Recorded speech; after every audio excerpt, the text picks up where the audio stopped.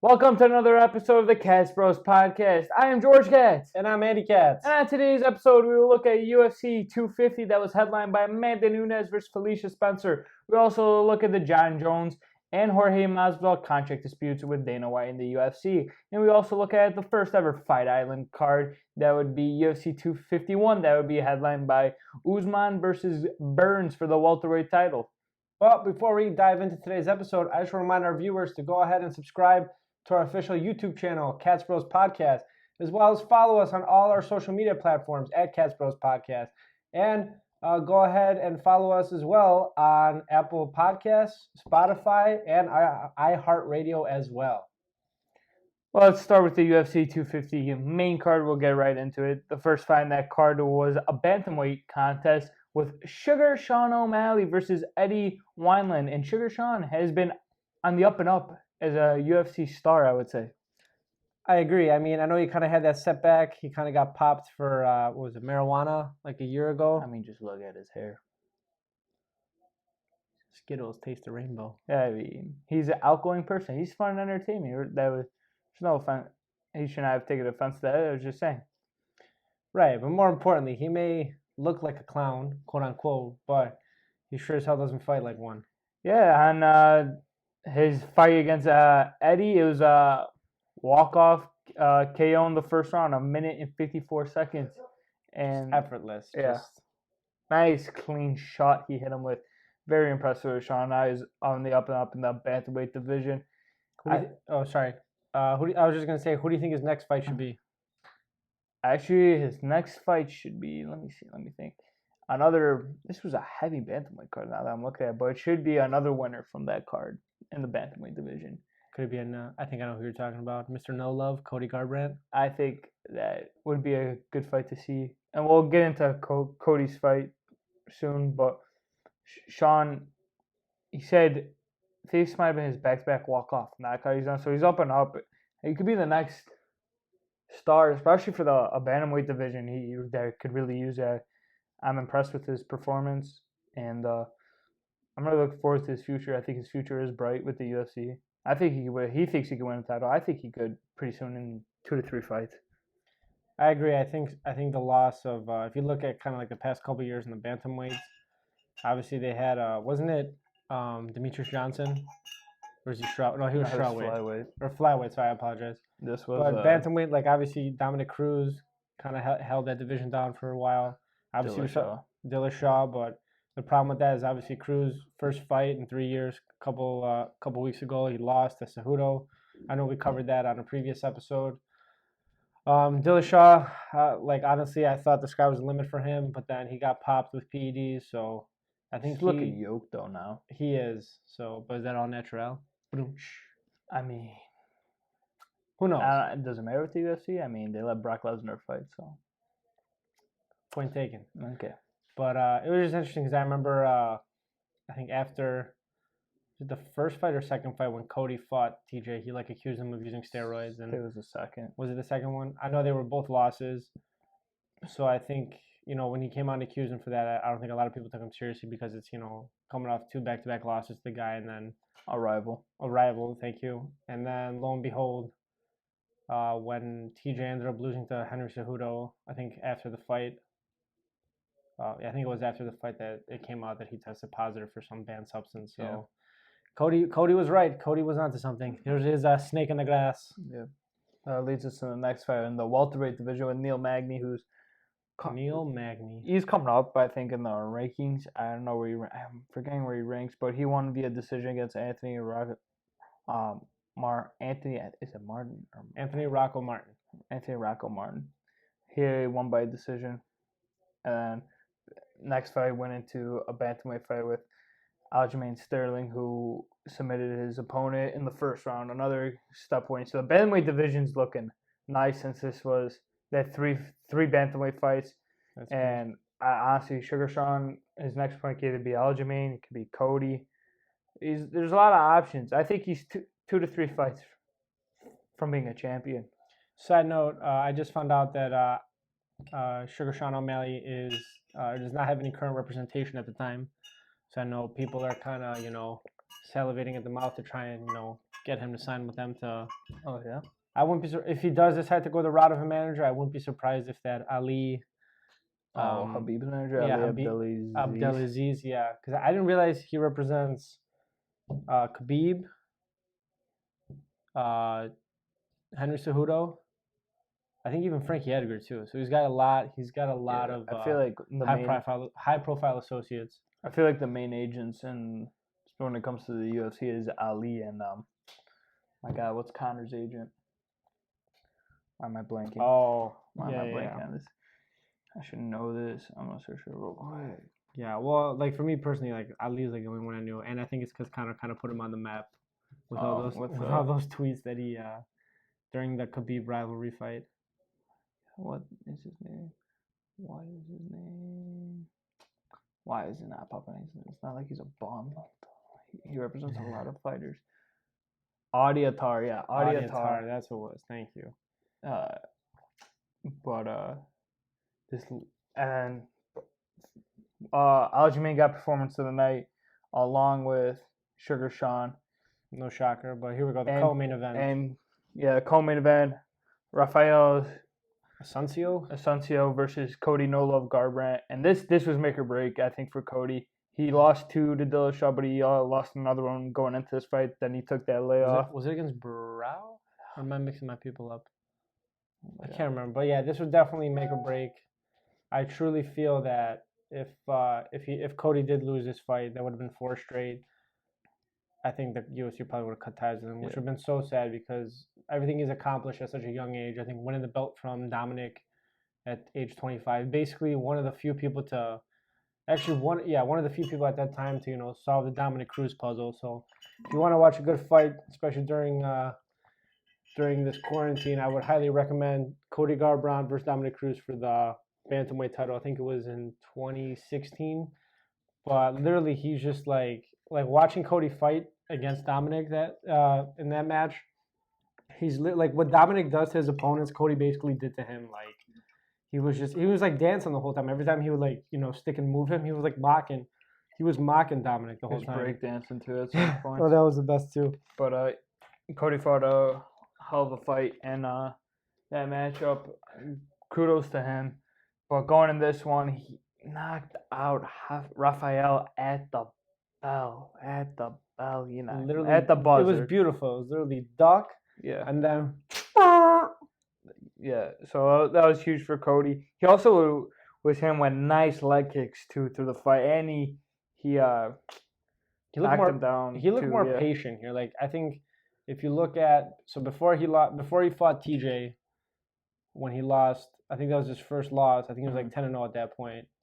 But he was just going in like obviously there was there was the bad blood between obviously Cody and TJ. We all know the history with Team Alpha Male, Uriah Faber being the head over there, Cody being a young apprentice, and even like TJ at the time. But they feel that TJ was a snake in the grass. Like Connor would always say. Yeah, Connor would always say he was a snake in the grass because he left Team Alpha Male to go train with Dwayne. Dwayne loved the way. He fought in the UFC. He's one of the fastest. He did. Knockouts. He did have one of the fastest knockouts until I think Connor beat it, or somebody else. No. Was it Connor? I don't know. Masvidal, I think, holds. Masvidal holds it now with like what 4 seconds? 4-3, something like that. Yeah, but obviously, right. So obviously, we know. Unfortunately, when you're a fighter, you never want to fight with your heart. You always want to fight with your mind, and I think that's kind of what bit Cody in the ass those first 2 fights because not only was he. Not only like the second fight, he was trying to get his belt back, but he was trying to represent Team Alpha Male and Uriah. So, and that's that's not unusual. A lot of people, especially in those blood feuds, they fight with their heart because there's just so much on the line. And I remember, I think it was the first one or the second one where Cody like literally just missed clipping him and knocking TJ out. And he just missed, and then I think the buzzer went off. And then unfortunately, he went in reckless. He didn't protect himself. Both fights, yes, thank you. All his losses, those 3 straight, he didn't protect himself. Right, he just went in blind, guns blazing, and we know he's fast. We know he has power, but when you go in unprotected, like there's a reason why they call it a puncher's chance, and that's what happened. It landed. Cody lights out, and it's I can't we can't speak from experience, but you can just only put you can only put yourself in the mind of these fighters. Coming off, especially in Cody's case, 3 straight losses. this is make or break time. So, you know, fighting in general, I feel is just like so much pressure. But now when you have all this stuff on the line, it was just crazy. But I mean, you couldn't even write a storybook. You couldn't even, yeah, like I said, you couldn't even write a storybook comeback in this case. They're literally at the buzzer, on the chin, KO, walk off. It was beautiful. I was really, really happy for Cody. What about you? Yeah, it was a good fight to watch. Cody was dominant throughout the whole fight. And he finally put him away.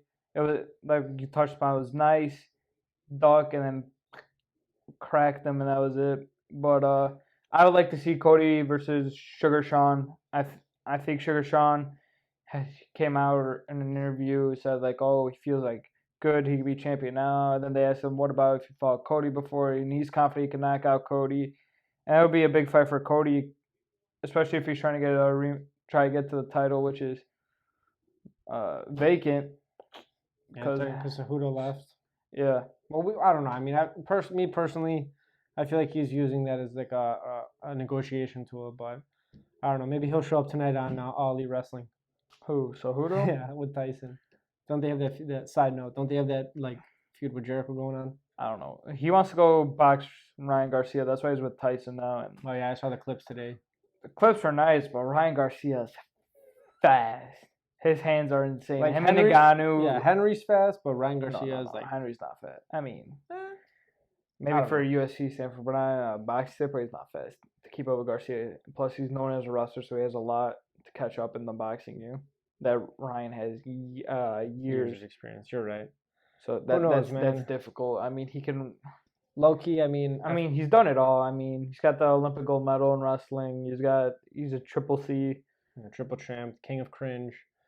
I don't know what else. Basically, the one that took the throne from DC, and basically took over that division, which I never thought not DC. Demetrius, Demetrius Johnson, who I never would have thought that would have happened, especially since the first time they fought, DJ basically like just dismantled him. Not just him, like many of his opponents he dismantled. But that fight was definitely a changing of the guards, and I was happy for Henry. But hey, man, I mean, he's I think 33, so if he wants to start another chapter in his life, go right ahead. By all means. This then leads into our main event: the champ Amanda Nunes versus Felicia Spencer.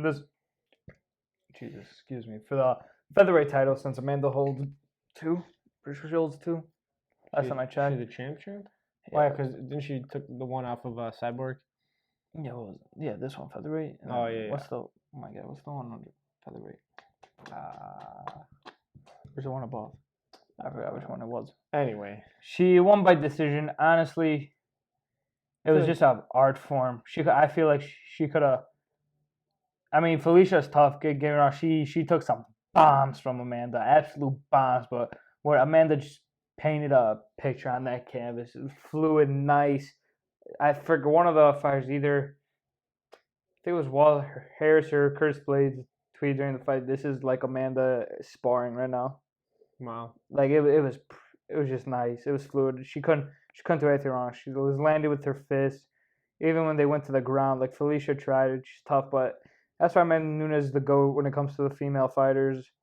There will be no one like her. She knocked out Holly Holm. She submitted Misha Tate. She knocked out Ronda. Knocked out Cyborg. She's done it all. The only thing close to her kryptonite has been Valentina Shevchenko. And they fought twice. Well, Valentina, I think, could have won one of them. Do you want to see a third fight? I know, like, Dana really is not interested. Dana's not interested, but what are you going to do with Amanda? Who else? She's cleaned out the whole division. She's cleaned out everybody. And even DC said it today, or not today, on the Helwani show. The only person that could contend with Nunes is Shevchenko. So I don't care if it's going to be 3-4, but there's no one. Okay, maybe not 4, that's except, but you got to go for a third time. Yeah, I mean, and then here's the thing: like, if you're Amanda and you clean out the whole division. Not even just the featherweight division, but just like I feel like all women's divisions in general. What do you do then? Is she gonna retire? I mean, we've accomplished everything. I don't know. That's the problem now. Like, who does she have left to fight? That's where she's got to ask herself. That's what I'm saying. Like somebody from Invicta or Bellator signs. That's the thing. Like I think that's one of the problems when you build up a rising star and. they clean everything out. They kind of go the Conor route. You know what I mean? And then they just do their own thing. Well, think about John Jones with the money. He retired. He gave up his belt. Or not retired. He gave up his belt to Dana. He just said he's gonna wait. Listen, same with Jorge. Jorge could have been in this position and going to Abu Dhabi and Fight Island and fight. But again, it was all money. But you gotta hold on before we get into that. Do you want to talk more about this card, or do we officially wrap it up? Let me wrap up. I think we officially. We said Sugar Sean and Cody. We would like to see that matchup, or even Aljamain. One of them, Sugar Sean should fight, or Cody, depending on which route Dana wants to take. It's up to him. But as for Amanda, another stellar performance. I don't know. Like you said, I don't know who could stop her. You would have to do Shevchenko, Amanda 3, but I don't know if Dana wants to do that. But Amanda's just going to be bored then. She's just going to be sitting on the show. She's going to wait for new fighters to keep up and coming, and they might be good, but they're just going to get destroyed. What if you get some nobody that ends up beating her? That'd be crazy. But that can't happen. That's what I'm saying. If it's just not going to happen. Are you afraid of that? Dude, we thought Ronda, when they thought Ronda was unstoppable, but and this was still when there was Holly Holmes, Miesha Tate. Yeah, there were still well-known names in the division. But yeah, I don't know. But this is complete unstoppable. Go to the ground, she's gonna pummel you. You can't stand and strike with her. This is complete unstoppable. Yeah, where Ronda, she just had her. She just had the ground game. The ground game, yeah. Miesha, she's more of a striker, I believe. Yeah, but she wasn't unstoppable. That's what I'm saying. This is, like we said in baseball, the equivalent of a 5-tool player. Yeah. I don't know. And I feel like if you're Dana, when you're seeing all your top stars kind of just be like, you're not going to pay me leave. Are you afraid of Amanda? I know she hasn't really made any noise about that ever in her career, to my knowledge. But now it's I've done everything. Yeah, and she kind of has that leverage now. Especially with, the situation with, McGregor, Masvidal, and Jones. Yeah. But anyway, closing thoughts? Oh, no, it was a solid card. Good for Cody. Sugar Sean was outstanding, and was Cody. Aljamain had a good performance, and then Amanda also had a good performance. I mean, the only reason she probably didn't get a performance of the night is because it wasn't a knockout. Dude, legit. And even if she did, how can you argue between Sugar Sean's and Cody's? That's the only reason, yeah. I've been watching those on a loop all week. They're just so it's video game-esque. Yeah. But yeah, moving on. Do you want to cover 251, or should we talk about some contract disputes before we get into Fight Island? We got John Jones he's always had a past with Dana. I don't know, he said some blasphemous things that Dana was tarnishing his legacy. Disrespect. I don't think he needs help with that. No disrespect. Even Dana said, I tarnished his legacy. Really, he's done a pretty damn good job tarnishing his own legacy. That was a ridiculous, astronomical, stupid comment. Stupendous. The stupidity of John Jones right there. I'm sorry, bro. You can't. How can you blame Dana for tarnishing your own legacy when you're the one? Was he the one doing crack? Did he get manslaughter? Yeah, well, but Dana literally tried and defend you every way possible, and he gave you the door back, and now you want to walk away for money. That's a different thing. But don't come out with all these claims that he tarnished, that you controlled your own legacy. Simple as that. For me, I just can't. Obviously, we're not these high profile athletes. I get that, but at the same time, you can't act like you're unstoppable. And I feel like that's the problem. How many chances can you give someone? You know what I mean? And I think even before that, I heard that there was some beef even before with Jones and Dana, something about taking a fight late notice, and Jones refused, and they ended up pulling that whole card because Jones was the main event. So I feel I forgot which podcast I was listening to, but from there, that's kind of where the bad blood kind of stemmed between Jones and Dana White. But how do you sit again I was saying, how do you sit there and tell people that the promoter of the UFC is ruining your reputation when you, like you said, you've done it all on your own? 2015, the hit and run when he was with the feud with DC, getting busted for steroids, or in this case, the pictograms, doing cocaine before fights. What did you just get? But I know we talked about it in The gun. the guns. Yeah, not having your guns registered. And during a pandemic too. He literally went out during like when everything was happening in a pandemic. It was early. It was like March or April. Yeah, I think it was late March. And just started shooting his gun in the air. I'm pretty sure. I think it was some. Well, he didn't. The big thing is like he didn't have it registered, and I think Chael Sonnen said, don't misquote me on this, but I think he's like, I know John has all of his weapons registered, so it's just very uncharacteristic for him not to. So I don't like you want to have a good like redemption story, but with him sometimes it's like doesn't to himself. Yeah, he takes one step forward, then 10 steps back. That's why like it pissed me off. Like side note, like it pissed me off when he came back. I think it was when after he got popped for steroids or before or what the second time when he fought DC. And DC was trying to get the belt back, and DC was doing so well in that fight. I think he even won the first round. I forgot which card it was, but again, the Anaheim card. Yeah, it was like what 3 years ago in 2017, something like that. 2-3 years ago. I think it was like in July, I believe. Yeah, it was the DC always gets the July card. Yeah, because I remember a year later he beat Stipe for the title and became a championship. Yeah, so it was 2017.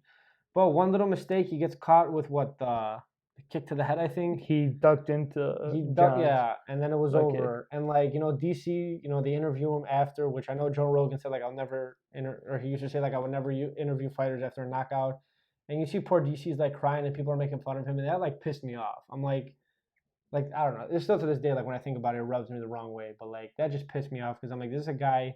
Literally, if you have kids and you want them to be fighters, you want them to be like Daniel Cormier, not just a fighter, but just like as a human being. And here, respectable human. That's what I'm saying. Like, especially like if you like for people who don't know his story, like he's gone through so much ups and downs.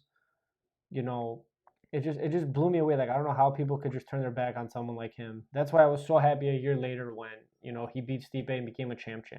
Mm-hmm. But like I said, like you said, John Jones does it to himself.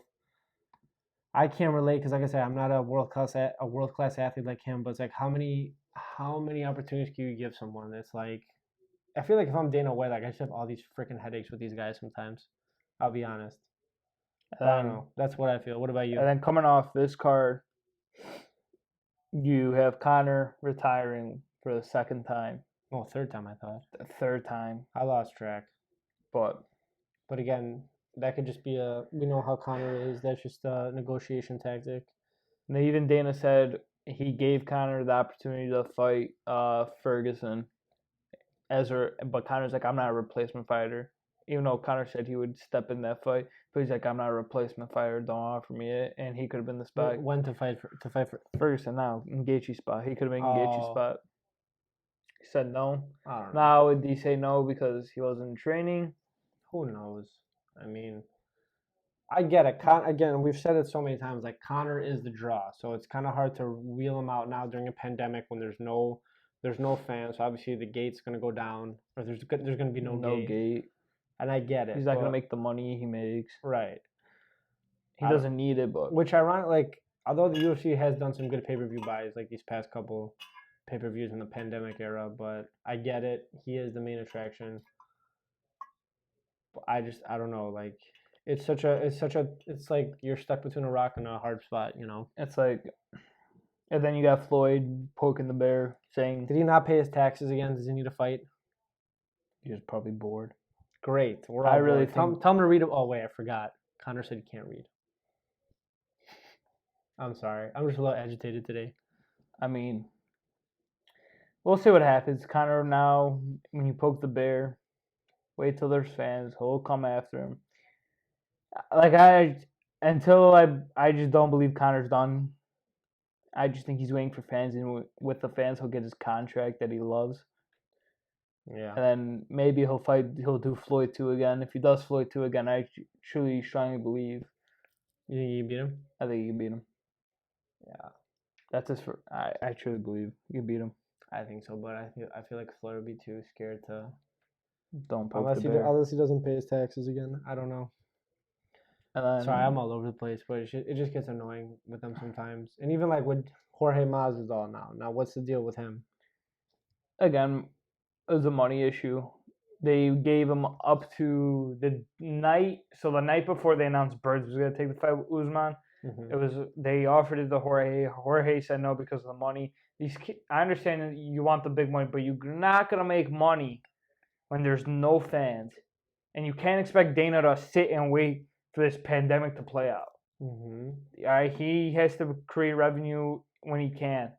Do we count I'm sorry, but do we count the BMF title? Is that like UFC's version, like the 24/7 title? Okay, the BMF. Because how do you fight for it? There's no weight class. I feel like whatever fighter has it, that's the weight class, right? Yeah, so, I don't know. That's how I look at it. I mean, and I love Jorge. Don't get me wrong. He butchered Nate's face, but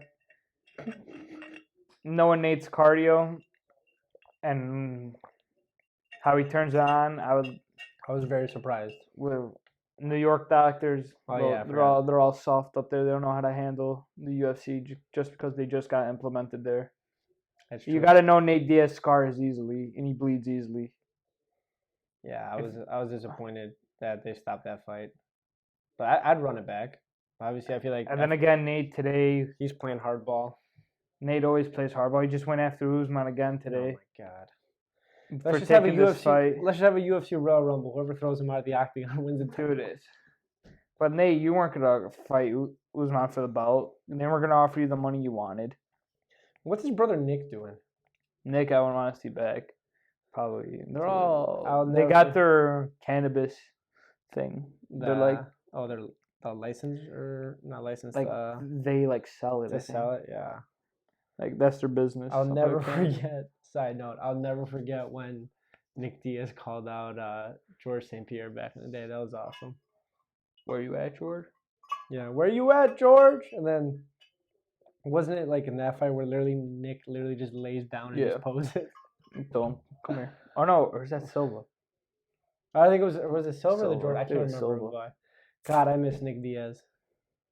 And then with Jorge being gone, you had this is the intriguing one out of Bellator. You got Connor's sparring partner, his jiu-jitsu grappler, Dylan Dennis, who's been. Dylan is just everywhere. He's poking the bear with Jorge. Tell him, all right, they won't offer you. Scott Coker, give Jorge a contract. Let me fight this bum and let me put him away. Because wasn't Dana saying they're technically independent contractors? That's the thing. It was like something with contracts too with Jorge. Jorge's like, I'm an independent contractor or something. I can go wherever. Which I understand, but And then Dylan, that's where Dylan's like, all right, come to Bellator, we'll fight. But then he also challenged John Jones when he. Well, that's what Dennis does, dude. He just says the most obnoxious and wants to box freaking, I think Jake Paul. He's just looking for money. I mean, that's what happens. You learn under the best about taking fights. Yourself, yeah. That's what I agree. But just some of the stuff like Dylan Dennis, or there's that one guy, Dylan Denise. That one guy, he always keeps retweeting himself. I don't know. He's just some meathead that he just always. There's some meathead that always just calls out Dylan Dennis on Twitter. Yeah. He goes, "Yo, Dylan Denise." Dylan Dennis is all over the place, bro. Yeah. I don't remember the last time he's fought. Dude, it's been a while. Well, I knew he had a knee surgery. I know that. He had a knee surgery, yeah. I know that, but I don't know what he's up to. Anyway, but yeah, that's the whole thing. Bellator put out a card, yeah? No, Bellator hasn't put out a card. No, Bellator hasn't. But I don't know. I mean, it's very interesting. This is the worst time for everyone to just be walking out on the organization, or not walking out, but threatening to hold out and retire. Sorry, I just gotta look at what the Cubs drafted real quick. They drafted. Oh, it's the baseball draft tonight. Ed Howard, shortstop, Mount Carmel. Oh, Mount Carmel, I know what that is. Earliest high school pick since 2001. Shortstop, number 16. We have a 16 overall pick. I thought we need pitching. Let's see. Speedy, quick hand, strong arm. Strong arm, so he could pitch. Awesome.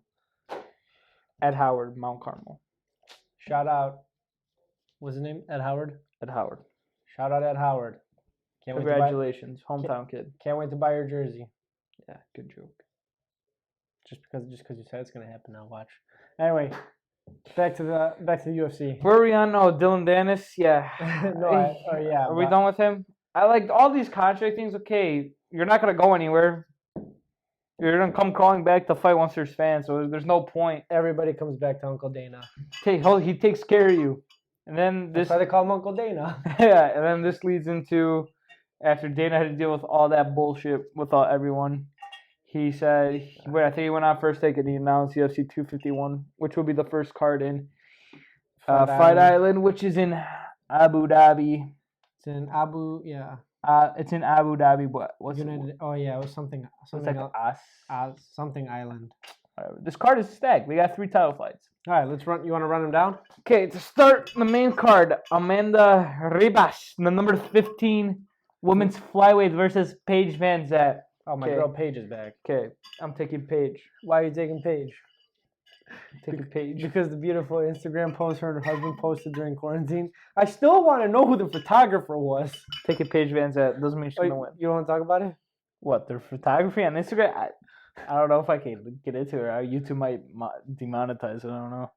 Well, you know what? It's out there, so the fans know. Just go to her Instagram page. It's worth a show. You're welcome, Paige. She gave you free publicity. She also does. Oh my God, what was she doing in quarantine? She had like a special app. Cooking? No, she had this special app where like if you text her, like she'll wish like people happy birthday and stuff. Oh, well, what? I didn't get my happy birthday. I had to call her. My bad. Next year. If she's still on it. All right, moving on. Next fight. Women's strawweight. Number 1, Jessica Andrade versus number 2, Rose Namajunas. This is the rematch. Okay, DC, calm down. This is a rematch. This is all right, Anik, sorry. This is Jessica versus Rose too. Who you got in this one? I thought Rose retired, or she was like hinting at retiring. You know, God, everyone's retiring now. I can't keep up. Oh my God, who's got the belt at strawweight? Oh, what's her name? Oh my God. Oh, is it the one? Wei Li. Zhang Li. I believe so. Yeah. Didn't she take it off of Rose in the UFC? She just fought Joanna and give her. Oh, she scarred her up. Yeah. Give her a hematome. Yeah, I think Zhang Li. Yeah. I'm gonna go with Thug Rose. I trust her. You know what? I'll go with Andrade. This is a really good card. That's a toss-up, yeah. Oh, look at Dana moving quick with the bantamweight title. Never mind, Sugar Sean. You're going to have to wait for your title reign because he already booked Jose Aldo versus Peter Yan for the bantamweight title. Number 3, Peter Yan. Number 6, Jose Aldo. Oh, wait, this is the one that Cejudo vacated, correct? Yes. Okay. You know, man, I really want to see Jose win it. He needs, like, dude, ever since the McGregor fight, he hasn't been the same. He is just...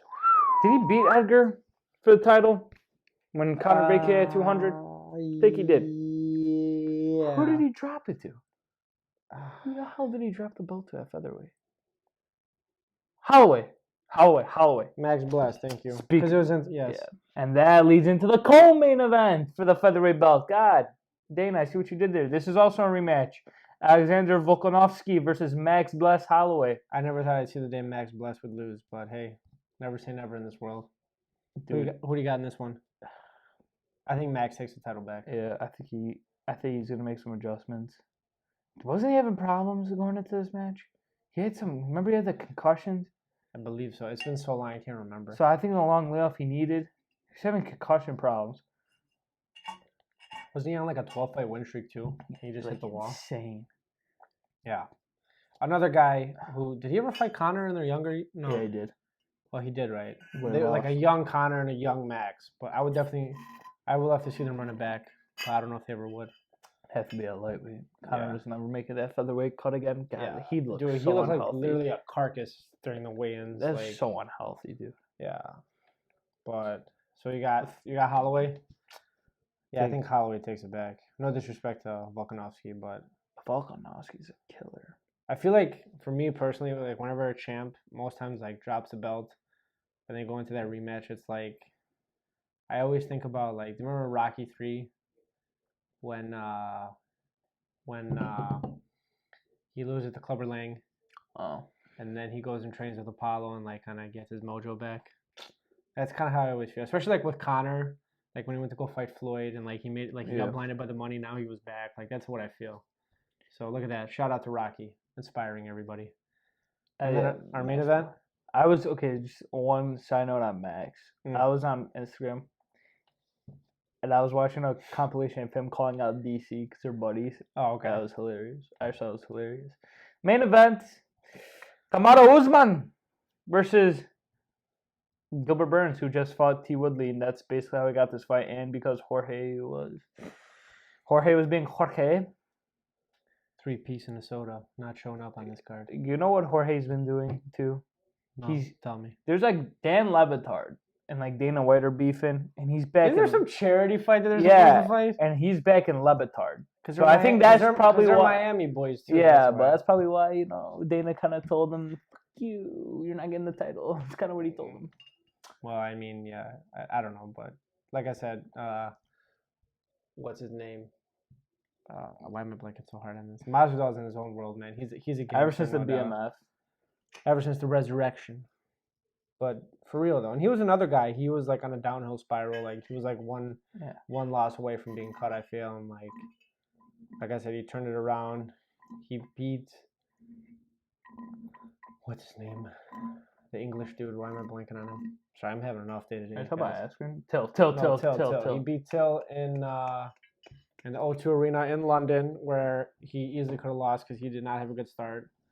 Beats Till, retires Askren.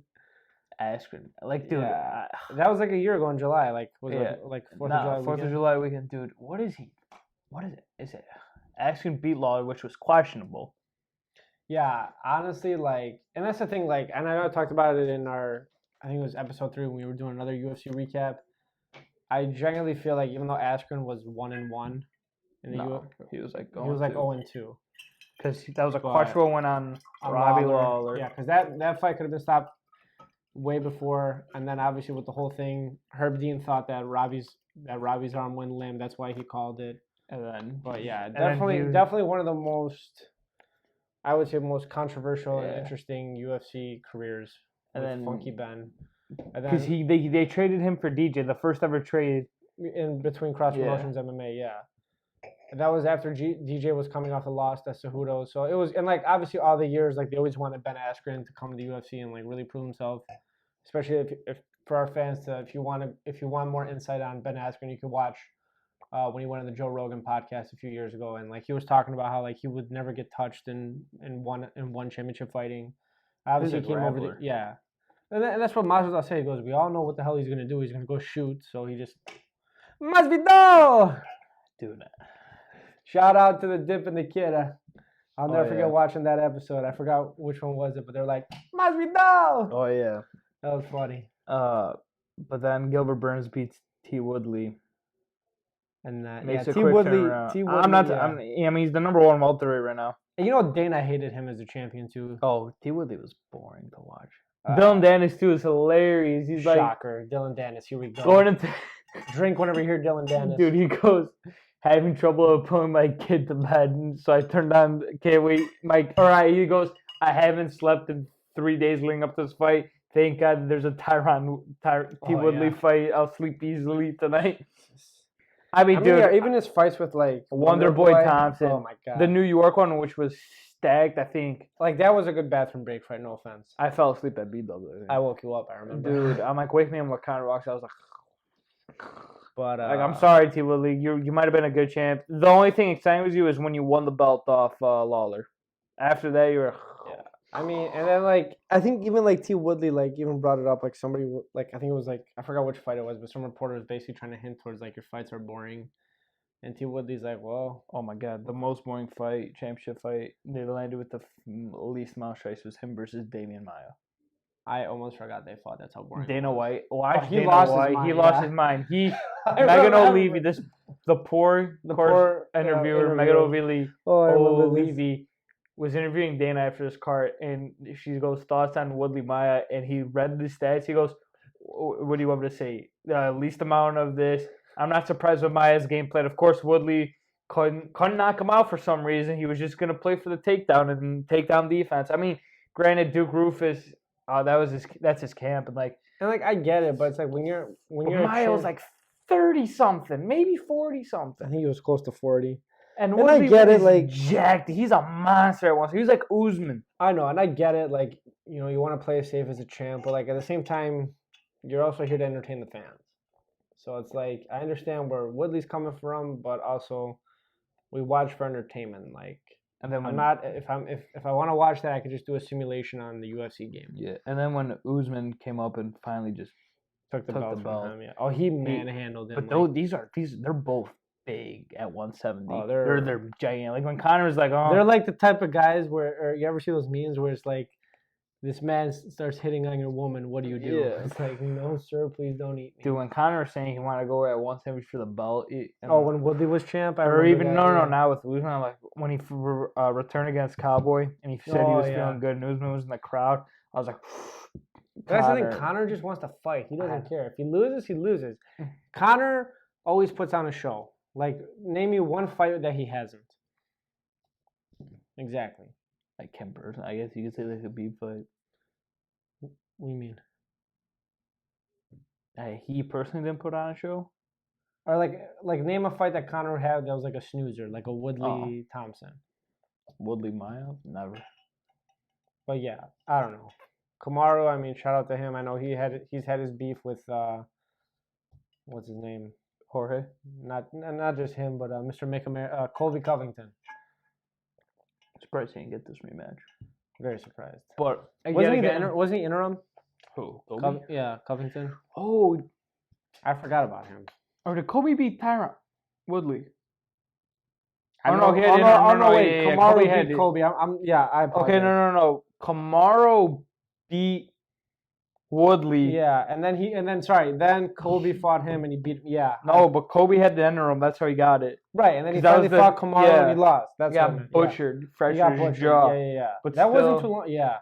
Okay. See, But still, I mean, that was the time Dana was giving everybody interim title shots. You get in. It was like Oprah. You get an interim. You get an interim. You get an interim. You get an interim. And that's when like they would come out and be like, why don't we just make more weight classes? Yeah. And Dana was just so adamantly against it. So I don't know. I mean, because think about in boxing, there's so many weight classes. Yeah, because I think it's like every 5. There's like every 5 to 10 or something. Yeah. But whatever, it is what it is. I'm really looking forward to see how the Abu Dhabi, because they're scheduled for. When is this card? July 11th. July 11th. This is the July. Okay. Yeah, Saturday, July 11th. So a week after 4th of July. The August one is going to be headlined by. Miocic DC3, the trilogy fight. And this is. I'm going to come out and just say it. Regardless of what happens, I feel like both men are going to retire after this fight. I'm calling it. Probably. End of an era. And DC's gonna retire regardless. If he wins, Stipe would come back just to win the belt. Huh? I think Stipe would come back to win the belt. What are you gonna have? Four? No, DC's retiring. You should go for the belt. Oh, so you say so DC wins, goes out as a champ. Yeah, and Stipe probably vacates the title. Then Stipe I don't know. Would you give Stipe a rematch right away? It depends how it goes. I think Francis gets the winner regardless. Yeah, he needs a rematch. He's been a monster ever since the Broken Control fight with Lewis. He's been. I mean, I know. What do you call it? He was young when he fought Stipe for the belt. Thank you. Yeah, I know he was young and he kind of got exposed. But like I said, every champion goes through those, and ever since then it was okay. He fought, every great. Well, in this case, I know he wasn't a champ, but every great up and comer contender. But obviously, he fought Stipe. His self-esteem was shattered when he fought Broken Controller.